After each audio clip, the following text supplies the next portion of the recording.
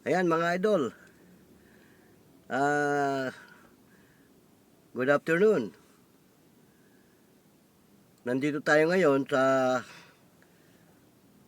loob ng kotse para sa maikling sandali ng ating kwentuhan, magkasama tayo. Marahil mapapansin nyo, matagal-tagal din tayo hindi nagkasama-sama sa Himpapawid dahil nga may mga inaasikaso tayo na dapat nating asikasuhin.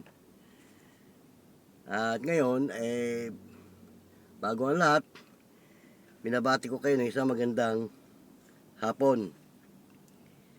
Kung mapapansin nyo na tila medyo madilim dito sa loob ng kotse, naaangkop ito sa ating pag-uusapan dahil nga ang paksa ng ating tatalakayin may kaugnayan ito sa mga kababalaghan. Alam nyo ba mga idol, yung mga idol natin sa larangan ng ghost exploration at saka ghost hunting, hinahangaan natin sila sa kanilang mga ginagawang pag-explore. Dahil nga, kung saan yung mga abandonadong lugar at tila may mga kababalaghang nangyayari, yun ang kanilang mga pinupuntahan. At kung saan yung mga nakakatakot, tulad ng mga haunted house, mga abandonadong building at iba pa, doon sila nagpupunta at dinidiscover nila kung ano ang meron doon. Pero alam nyo ba mga idol, sa totoo lang, mapanganib yung kanilang ginagawang pag-explore o kanilang ginagawang content creator. Yung kanilang pagiging content creator sa larangan ng mga ghost exploration, bukod sa nakakatakot yan, mapanganib. Alam nyo ba kung bakit? Kasi sa isang lugar, halimbawa at abandonadong building o ano pa man yan, bahay, haunted house, o yung mga lugar, hindi maiiwasan talaga na sa lugar na yan, meron talaga mga elemento o kaya masamang espiritu, lalo ng masamang espiritu kahit saan, hindi yan mawawala, andyan yan. Oo, pero ang mga masamang espiritu, mga idol, hindi naman yan nakakatakot dahil hindi yan makagagawa ng masama at hindi makagagawa ng mabuti. Ang nakakatakot lang yan sa mga masamang espiritu kung merong isa sa inyo na saniban o pasukan. Yan, dyan yan makagagawa ng masama. O, kasi mamiminsala na yan. At kung sino man yung sa kasamahan nyo ang pinasukan yan, hindi na niya kayo kilala. Tawagin nyo man ang tawagin ng pangalan yan, hindi na niya kayo kilala. Dahil iba na yan eh. Yung sarili niyang espiritu nasa pawa na. Yan lang nakakatakot sa mga masamang espiritu. Pero kung mag-aanyo yan ng mga taong namatay, hindi nakakatakot yan kasi split seconds, mawawala din yan sa harapan mo eh. So, sabi nga eh, isang kisap mata lang eh, huwag ka lang matakot. Ama, nagpakita yan doon sa anyo nung namatay, kung sino yung mga namatay sa lugar niyang pinag-i-exploran. Split seconds lang yon. Oo.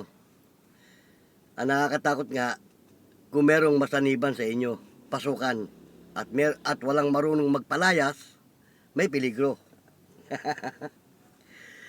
Dahil kasi, pipinsalain na kayo niyan eh. Oo. Pero mas nakakatakot mga idol, yung mga elemento tulad ng mga engkanto na yan. Oo. Yung mga maligno na yan. Mas nakakatakot yan. Bakit? May sariling physical na anyo yan eh. Hindi yan nanggagaya ng anyo ng namatay. May sarili silang anyo at physical na kalagayan. Kaya nga yan, kaya makapanakit yan.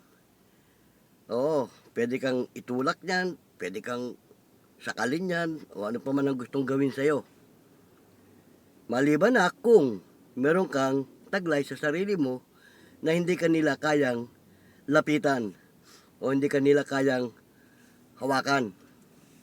O, di ba?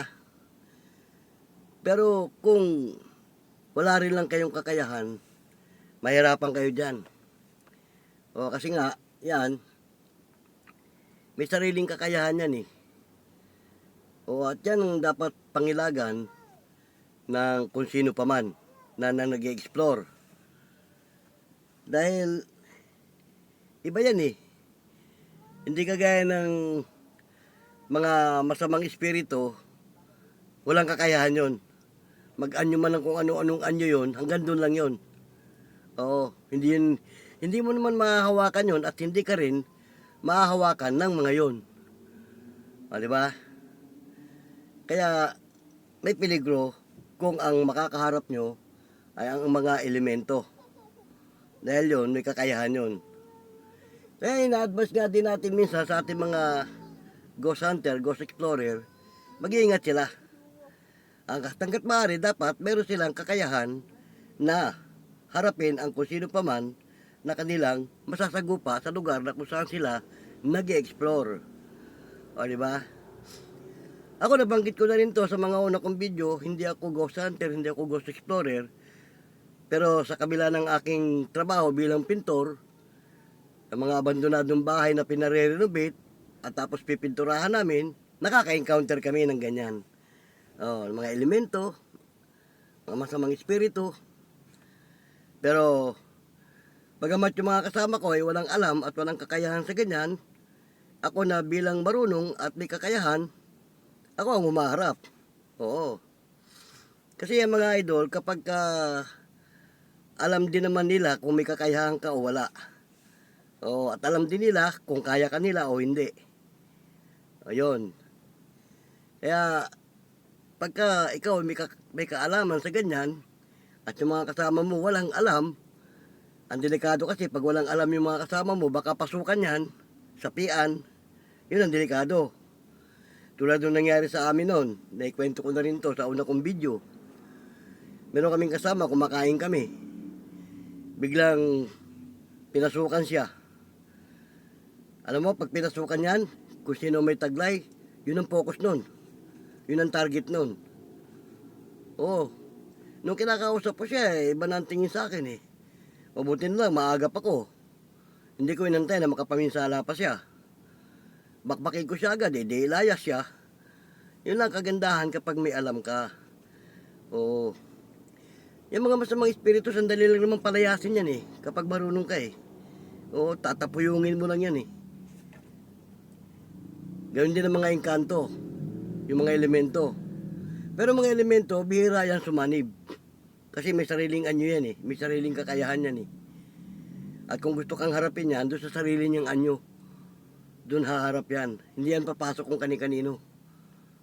Yung mga idol, yan nga, sabi ko nga, na pagkukwentuhan natin to dahil nga sa mga pangyayari. Yun, tayo naman na nagkukwentuhan lang dahil nga sa mga idol nating kapwa content creator na ang kanilang ikino-content tungkol sa ganyan. Pag yan, pumasok sa isang kasama ninyo at hindi nyo kayang palayasin, may peligro talaga. Alam mo, pwedeng sakalin ang isa sa inyo dyan, o pwedeng itulak, o kumuha ng isang bagay na pwedeng ihampas.